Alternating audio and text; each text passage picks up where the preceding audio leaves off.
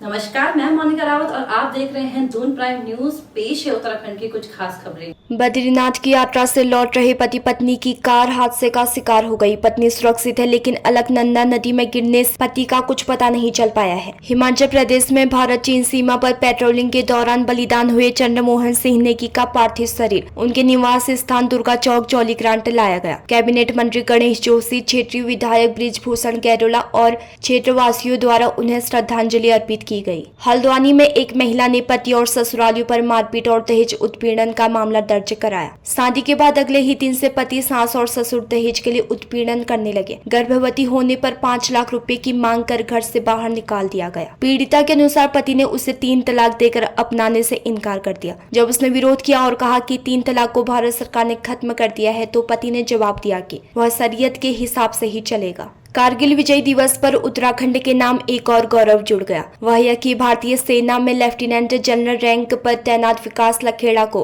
Assam rifles की कमान मिली है। वह मूल रूप से टिहरी गढ़वाल के खास पट्टी के जखंड गांव के निवासी हैं। वर्तमान में उनका परिवार देहरादून में रहता है। लेफ्टिनेंट जनरल TPS रावत के बाद वह दूसरे उत्तराखंडी है जिन्हें असम राइफल्स की कमान मिली है। गुरुवार देर रात से पहाड़ों पर रुक रुक कर हो रही बारिश से नदी नाले उफान पर है। रुद्रप्रयाग जनपद में बहने वाली अलकनंदा और मंदाकिनी नदियां अपने रौद्र रूप में बह रही हैं। मौसम विभाग ने दून में शनिवार को भी भारी से भारी बारिश की संभावना जताई है। वहीं भारी बारिश के अलर्ट के बीच शनिवार को भी देहरादून में स्कूल बंद किए गए। हरिद्वार गंगा नदी में सिल्टा आने से उत्तर प्रदेश सिंचाई विभाग ने गंगा नहर में पानी की आपूर्ति रोक दी है। वहीं कांवड़ यात्रा के बीच उत्पन्न इस स्थिति से शिव भक्त कांवड़ तीर्थ यात्रियों को पानी नहीं मिल रहा, जिसे लेकर उनमें आक्रोश है। गंगोत्री धाम पर भागीरथी नदी का जल स्तर बढ़ गया। नदी के तेज बहाव में शिवानंद कुटीर आश्रम का गेट बह गया। इसके साथ ही सुरक्षा दीवार भी टूटने से आश्रम में पानी घुस गया। साधु संत और मजदूर आश्रम की यहाँ जान पर बन आई। आश्रम में पानी भरने की सूचना मिलते ही पुलिस व SDRF जवानों द्वारा